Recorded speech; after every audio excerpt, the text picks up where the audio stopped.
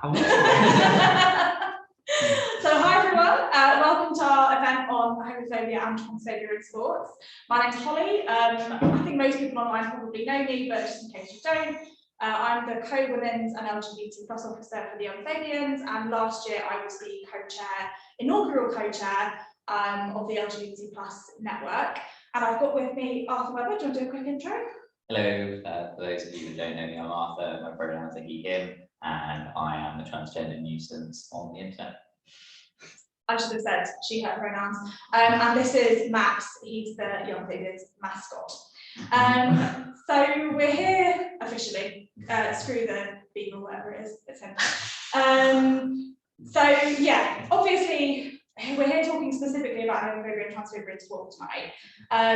It's been really prominent, I would say, in the news, increasingly so recently.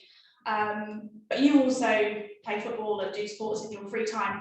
What's your experience of that at the moment? Has things changed? Is it a welcoming environment? You know, what's your experience? I play for an LGBT+ team, so they're relatively okay, but it is largely dominated by cis middle-aged men, and so they're still having to try and learn, because we are an all genders team and we do have some trans women that play for us, and they're still insisting on saying, you know, man on and all of that kind of stuff. So trying to teach them that not everyone's playing as a man and more inclusive language, but a lot of them have openly admitted they don't really understand any of the trans stuff. So I think it's going to take a little while, but I wouldn't say there's been any kind of flare up in my team recently, but other teams maybe, I don't know. Yeah, do you think that sort of grassroots football in particular, because that's your experience with sports in general, is very different from national sports in terms of welcomingness, inclusivity, or do you think that yours is a bit of an exception? I would say that it's an exception. Most of the players on my team have had a similar experience to me, that they were playing when they were younger and they realised they were LGBT and then stopped until they moved to London, where there was already this space there they could come and play. Like where I'm from in Peterborough, there are no LGBT teams, and the nearest one to me was in Leicester, and that's like an hour on the train. So for lots of people that don't live in big cities like London, where they have the provision for these kind of sports, lots of people stop playing for a very, very long time, and it's not uncommon to go decades actually without playing until you move somewhere that already has that provision. So yeah, at the grassroots level, there is still a big problem. I certainly wouldn't have felt comfortable just going up to the average sort of five-a-side team, like, can I come play too? Because I don't know how they're going to react to me. So there are going to be some really obvious answers that probably everybody can guess. But what are some of the reasons that people stop playing when they realise they're LGBT? And I mean the full spectrum, you know, people who are LGBT, people who are trans and binary, etc. as well. From what I understand, women's football doesn't have so much of a problem. So if you're a lesbian or a bisexual woman, a lot of the teams are made up of lesbian and bisexual women. So from my understanding of people that I speak to, there isn't so much of an issue, and they don't tend to, if they do stop playing, they don't stop playing for very long. It's in the men's game where it's all very toxically masculine, that a lot of people, when they realise they're gay or bisexual, if they're men, that they don't feel comfortable playing. And then obviously, if you're trans, the problem is, well, which gender team do you play for? I used to play for a women's team when I was in school until I realised that I was trans, and then I was like, oh, right, I guess I've got to stop then, because I wouldn't have been allowed on the men's team because I haven't transitioned or anything, and was the other guys that made me feel comfortable while I was at school? Probably not. And then for trans women, obviously, trans women in women's sport is a big problem at the moment, not trans women competing, but there's a lot of debates around that. And like, as far as I'm aware, women's football in particular is inclusive. There was a match last week of a team of all trans women versus a team of all cis women, and there was a controversy a little while ago where one of the women's leagues decided to try and bar trans women from competing, and then loads of teams dropped out from the league because they said that wasn't okay.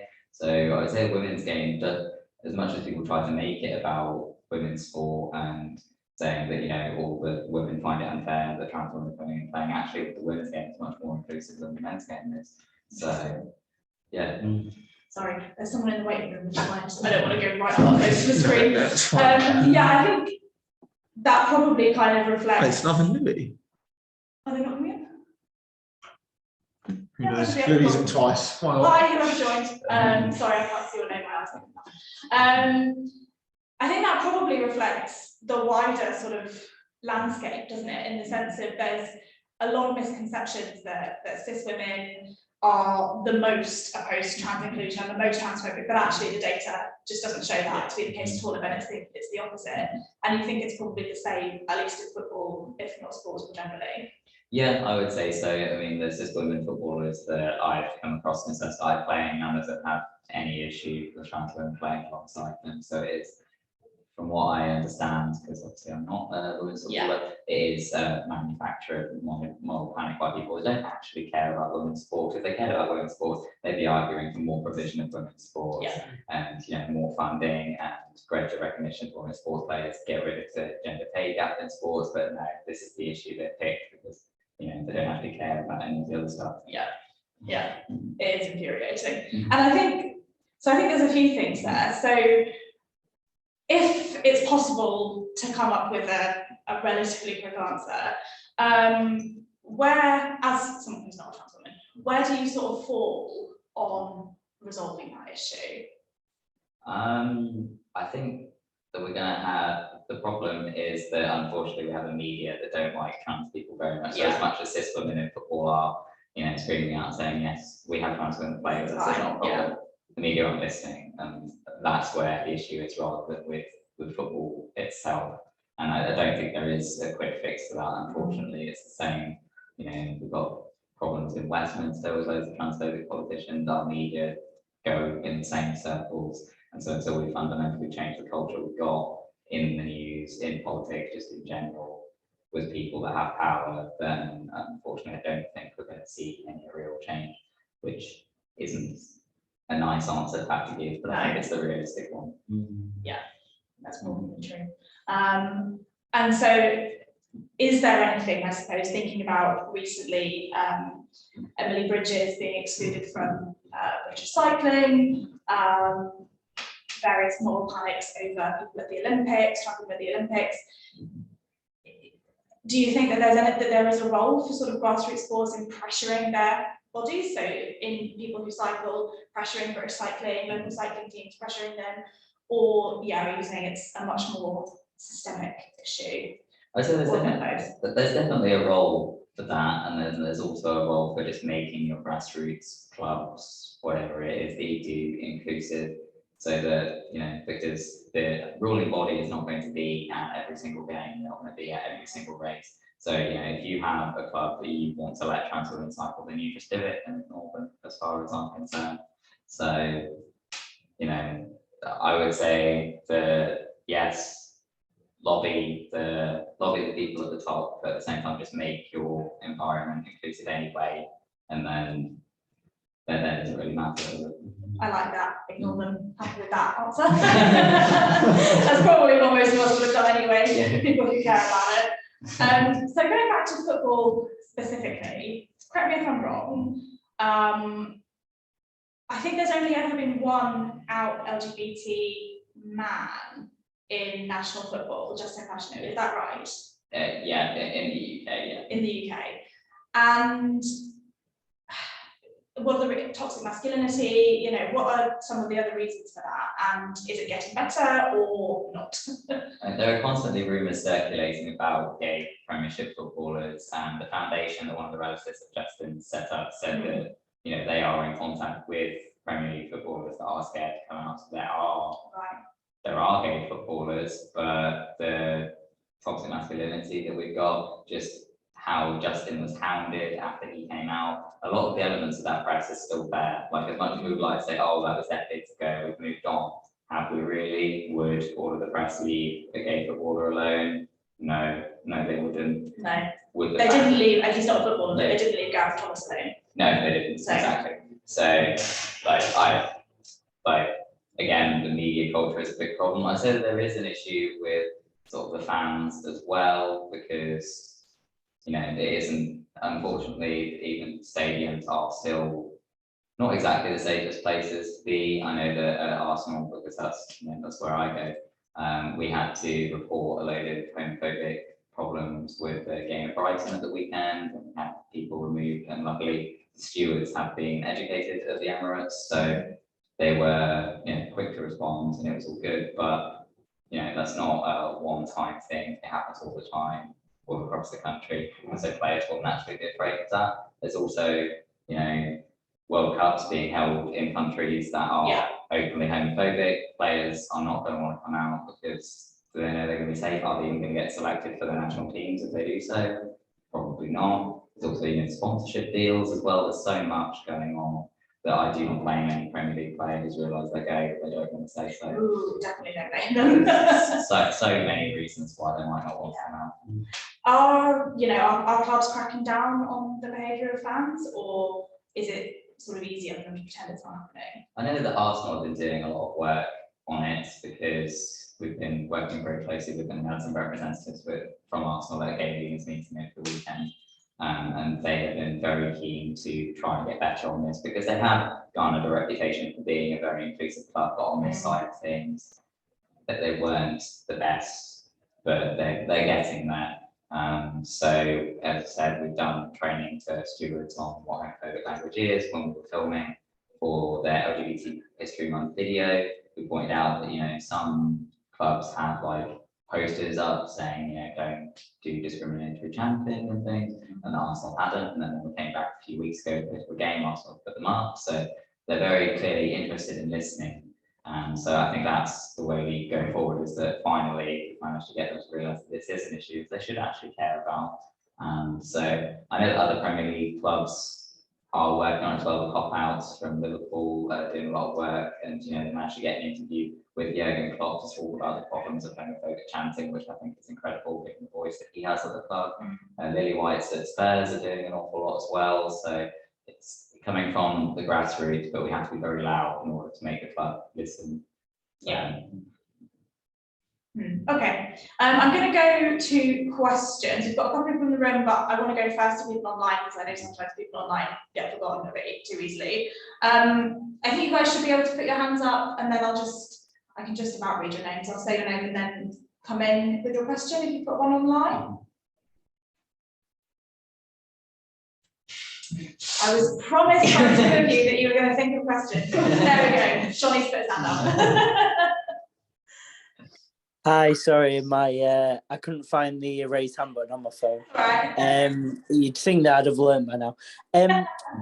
You mentioned it there, Arthur, about the experiences you've had at Arsenal, and I know from kind of following you on Twitter and everything, you're part of the LGBT Gooners group. Could you expand a bit more on what that's been like as an experience working closely with the club, and kind of do you think that that's something that's like specific to Arsenal, or do you think that that could be something that's expanded to every club in the Premier League? And as I'm a fan of Sheffield Wednesday, so we're a lot further down the pyramid, but could that be something that we could see grow at each club?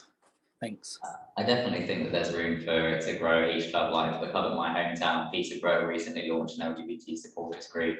And I've been speaking to Joe White, who is co-chair of Three Lions of Pride and Gay Units as well. And they've been saying that there's been an absolute explosion over the last couple of years of clubs setting up their own LGBT supporters groups. So they definitely acknowledge that there is appetite there for it. It is just unfortunately then largely onto the fans to sort of organise it until the clubs are willing to get more involved.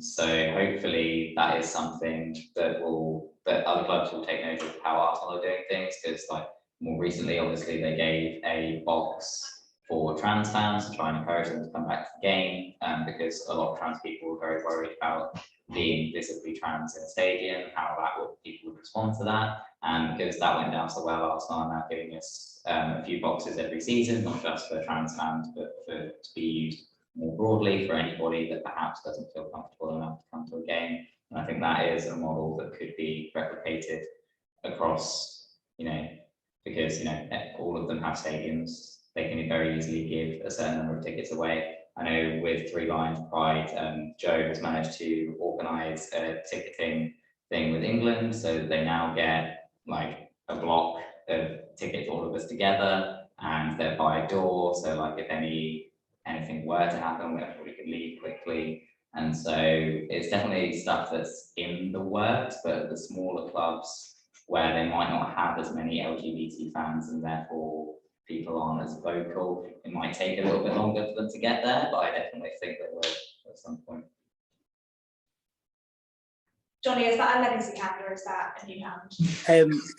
If I could I follow up with a secondary question? So sort of expanding on that then. So as a fan of a team that don't have a registered, group or, and we're not seen as a big, we're not from a kind of metropolitan area so much as, what advice would you give, or what things could we do to either look into these sort of groups or support groups which already exist, maybe in neighbouring clubs or kind of league-wide clubs, for example Premier League LGBT groups, that kind of thing? As far as I'm aware, we don't have a Premier League LGBT group, which we really should. So I will raise that with Joe later, and they'll be very annoyed with me for giving them more things to do. I would say that I personally don't know how the gay unit started, because I've only been involved for the last few years. But I wouldn't have thought that they started out by just going to the club and saying, we're gay people and we want to have a group. I think it more likely have started with LGBT fans coming together and then demanding of the club that they be recognised. So I think what you're best off doing is trying to find other LGBT people that support your team, forming a group together, and then going to the club saying, we've got this group, we want to be affiliated, we want, and that is probably the way forward, rather than going to the club just as one person, because it's very easy for them to ignore one person, whereas if you bring 20 people along, it's much more difficult to ignore. More, Johnny? Or? No, that's great, thank you. What's kind of stopping other clubs from taking that initiative? Is it money? Is it fear of backlash, apathy? Probably a combination of everything, Sorry. to be honest. Premier League clubs absolutely can afford to give money to fund these kind of things, but lower league ones perhaps not, and that might be what's holding them back, also having a smaller fan base and therefore not thinking that there is the appetite there to create something. Because I've been a member of the Peterborough United LGBT supporters group for years, but we weren't officially recognised until last season, and so I was a member of it on Facebook. We didn't have an official group type thing, but so I think that's that's part of the reason, is that a lot of clubs just don't think that they have gay fans, so they think that they don't need to engage with it. Whereas every single club will. They absolutely will, and they will have many. It's just whether these gay people are willing to come forward and say, we want to be recognised as an LGBT supporters group, and we want to have all of these things as well. Yeah. Any more questions in the room or online? Otherwise, I'll keep going, but I don't want to be first at sticking my voice. Yeah, I had one actually. So obviously, Russia was able to host the World Cup despite passing a so-called gay propaganda law, doing air quotes for people, and obviously that's terrible. But now obviously Russia's invaded Ukraine. Have you noticed a change in attitudes at the grassroots level, or even at the elite level, towards being more inclusive towards the LGBT community since the invasion? I wouldn't say that I've noticed it. I've noticed that Arsenal wants to be very much more pro-Ukraine. So we launched the Ukraine supporters group recently. We've got 3,000 members in that. Most of them probably are not actually based in the Ukraine, but joining in solidarity. And I think being able to do sort of cross-group activism will bring more people around, because obviously, you support their cause, they're more likely to turn around and support yours, like with the miners and everything that goes out of that. So I think I haven't noticed any sort of particular uptick since the invasion in overall support, but more recently we have been looking to work with other groups, particularly at Arsenal. I think that is what will lead to more support for our cause, is reaching out and making sure that you're not just standing up for your own rights, but standing up for other people's too, and then they will have your back also. Sorry, there's someone waiting. Yeah, that's fine.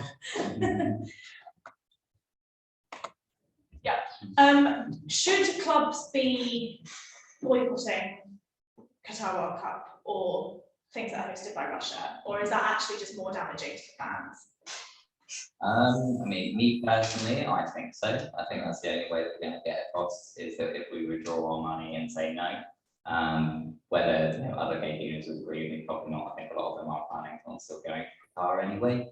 But personally, I'd say yes. I think boycotting is the best way to get people to listen, because it's often giving them money, and unfortunately we live in a capitalist society where everybody only cares about money. Yeah. So as much as we can protest and we can do other stuff, fundamentally it's money that talks. And so it would be great if, you know, countries or specific clubs would stop doing these partnerships, you know, like with Newcastle and Saudi Arabia. There's been a lot of protests about that. But unfortunately, you know, they have the money, and that's what matters in football at the moment, and it's sad, but that is what matters. So, Yeah.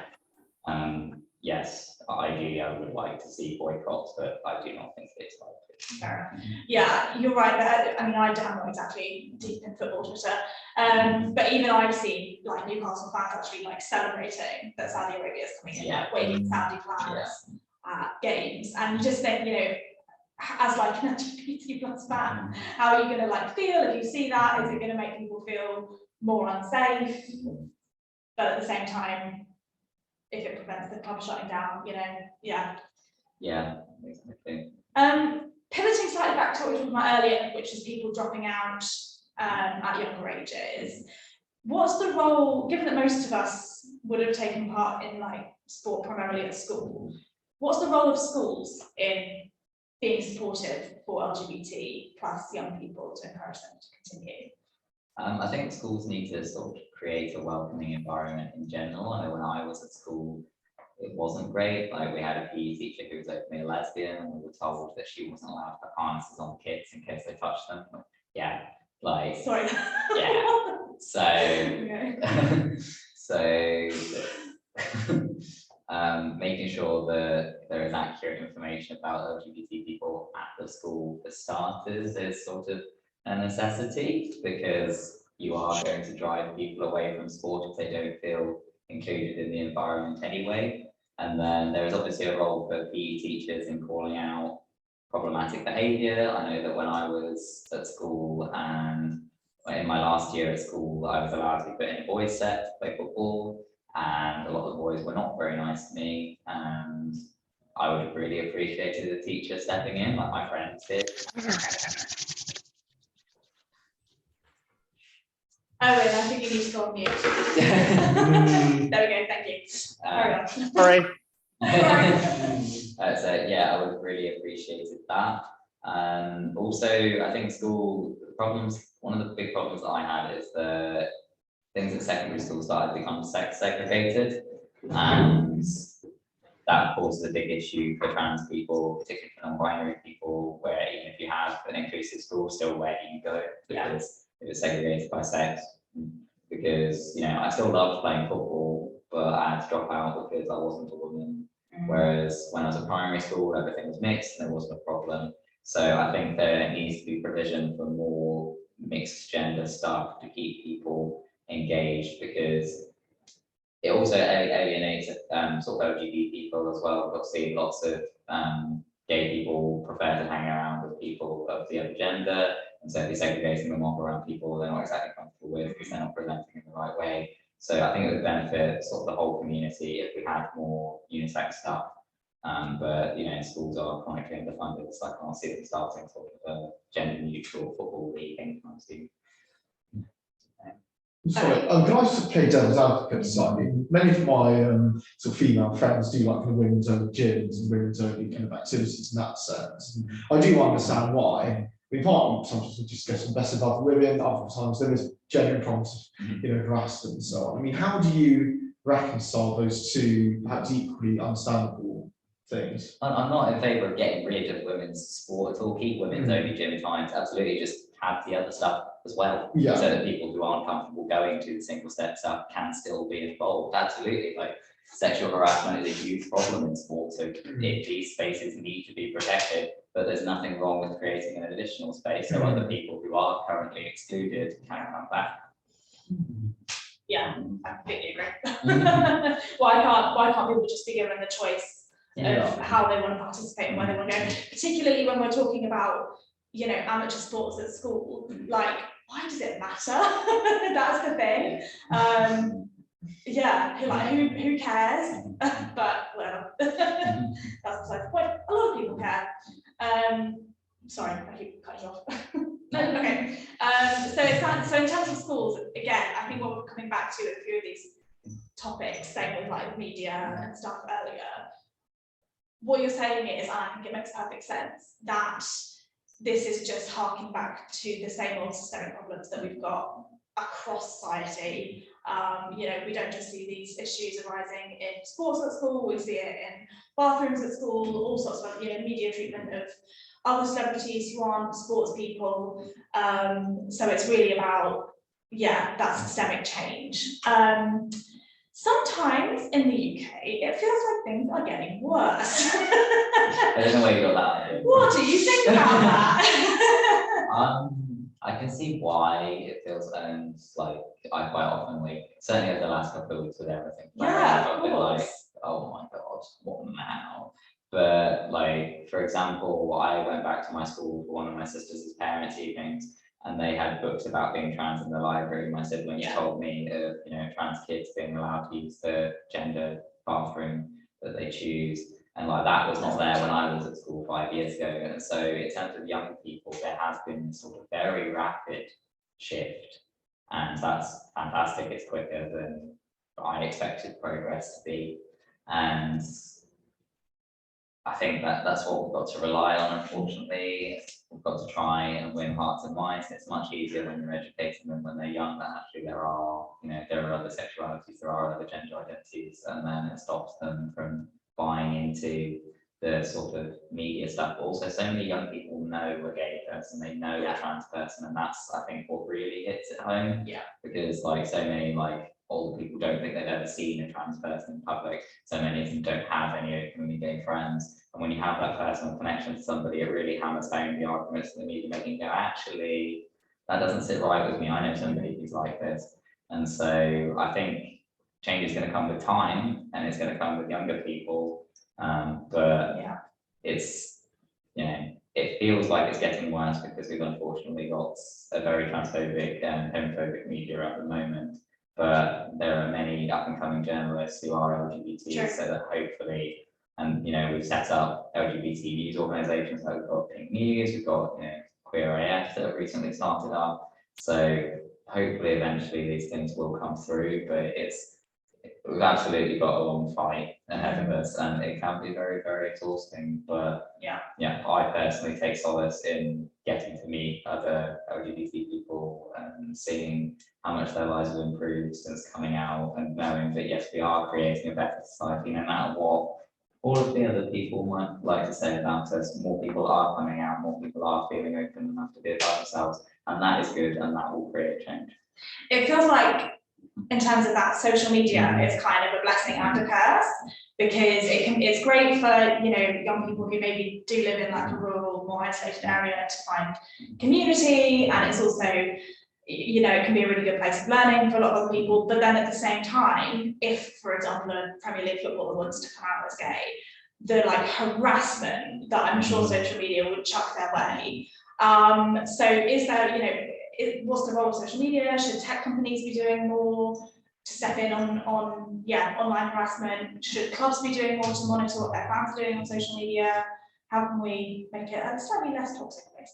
Well, personally, the big argument that seems to come out about getting rid of anonymous accounts will not help at all. I completely agree. And I hate how much that keeps coming up. That is the solution to the problem. It's not. Many people say homophobic, transphobic, racist, all sorts of things very openly on their profiles. Most of them will not set up an anonymous account to do so, whereas lots of LGBT people, when they're in the closet, do have anonymous accounts. So that would go completely in the wrong direction. In terms of clubs monitoring fans' social media accounts, I think that is much more difficult, because it's, you know, you can be a supporter of a particular team and not even live in that country, and therefore them saying you're banned from coming to any games, what does that, they can't stop you from watching them on the TV. So I think social media companies in general have a big role to play in actually understanding what anti-LGBT plus abuse looks like, because commenting a load of vomit emojis in response to, you know, a club changing their profile picture to being rainbow absolutely is anti-LGBT plus bigotry. People will Facebook get rid of all of those vomit emojis, no way. And so I don't know how to get around those algorithms, because you know, it is you know, perfectly reasonable to comment a vomit emoji in response to seeing, I don't know, a peanut butter and I don't know, banana sandwich, or whatever. I don't like peanut butter. I feel like you can absolutely comment a vomit emoji to that, and that is normal. Whereas, so I don't know enough about tech to be like, is there a way to program that? But like Twitter, for example, needs to get so much better in identifying sort of anti-trans comments, because like I get an awful lot and pretty much none of them ever get removed. Like for example, there's a common one that likes to be thrown out, that about 41%, because it is a commonly used statistic that 41% of young trans people have attempted suicide, and so people like to comment 41% on all trans people's things, so it's basically say go and kill yourselves.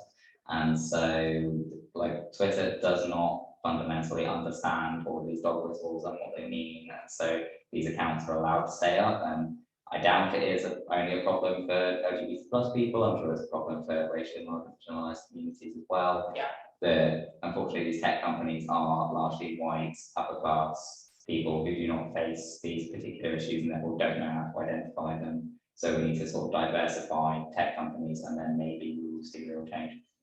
Essentially, you know, LGBT people need to take over. That's Sounds good to me. I think, yeah, so one of the other things I wanted to talk about, and it's quite fascinating you just brought up the treatment of racialized minorities. It seems that when sports organisations, Olympics, whatever, place really heavy requirements on women in terms of testosterone, it impacts certain cis women also. For example, Caster Semenya is probably the main person that I know of that's been affected by this, but I'm sure she's not far from the only one. Not to kind of go, I know it's annoying when people go, transphobia is also a problem for cis women, but it can be.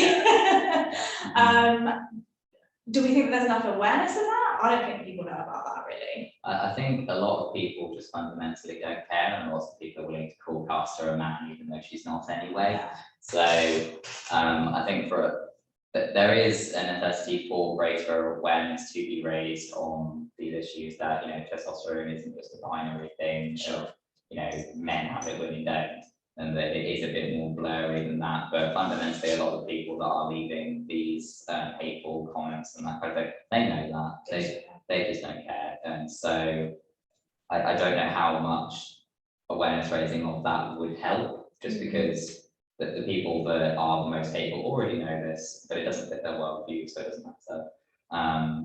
So yeah, as much as I would love to say yes, let's just tell the world and they will all listen, I am much more pessimistic than that. But yeah, there absolutely is a place for awareness to be raised about the complexities of biology. Yeah, it's a lot more advanced than what we were taught in GCSE biology. Maybe they should teach GCSE biology better. I want to go back, I've been talking for a while again. I want to go back, any more questions in the room or online? Yeah, I mean, based on your experience of people you know and everything, what are the experiences of the minority communities and religious minorities who are LGBT in sport? And do they differ quite substantially from white people, or do you think the issues are quite similar? I'm very proud that my team is very racially diverse, and so we have people who play who are from most different races, and that's wonderful. They've never sat down and spoken to me about this, because I'm sure they are fed up of having to explain all of their issues as a person of colour to a white man, because they have to do it every day, I expect. So I'm sure they do have specific issues, but nobody after a game over a pint has decided, Arthur, I want to tell you about all of my struggles with racism, because I'm sure that's very, very tiring. So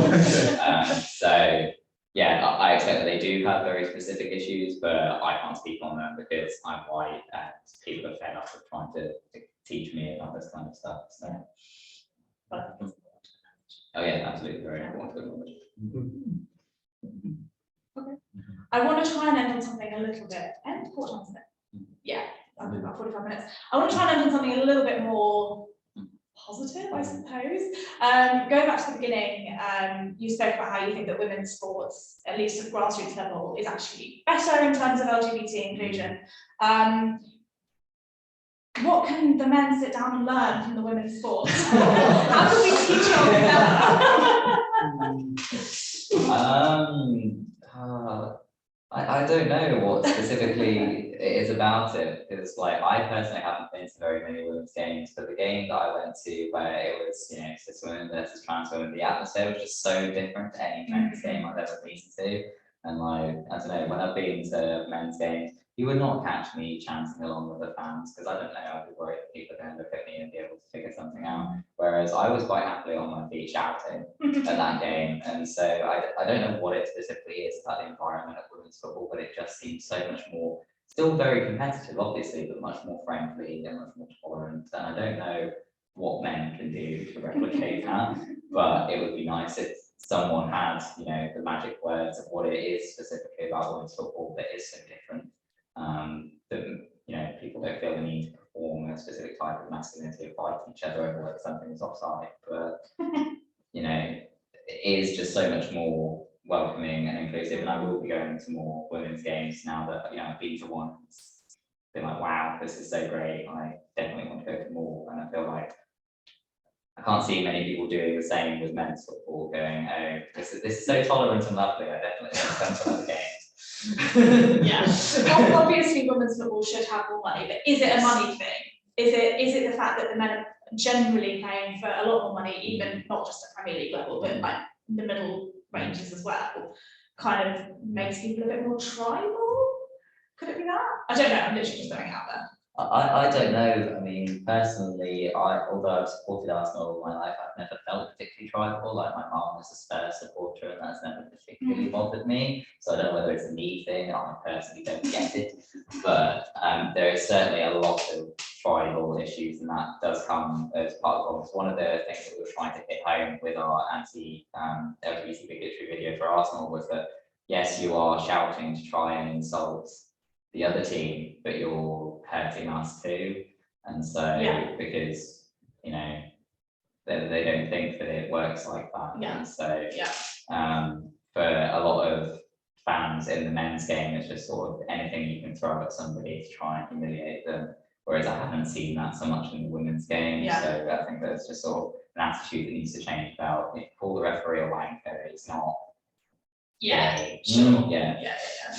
Fair enough. Well, okay, I suppose the takeaway is just engage more with women's support, and then hopefully things will carry on getting better. Give women's sport all the money, take it away from the men. Yeah, I'm fine with that. Final call out for questions online or in the room, and then I think we'll probably close it up. Anybody else? Going once, going twice? Great, okay. Well, thank you so much for coming, Arthur. It was great to chat. Really interesting. I'll confess it's not something I know a huge amount about, so I feel like I learned a lot. Thank you for bearing with me. I apologise if my questions were rubbish. And thank you so much, everyone, for coming online as well. This will be going up on Facebook in a few days, maybe tomorrow, maybe not tomorrow, who knows. At some point, this will go on Facebook. So, yeah, thanks very much. Cheers. Bye, everyone. Bye.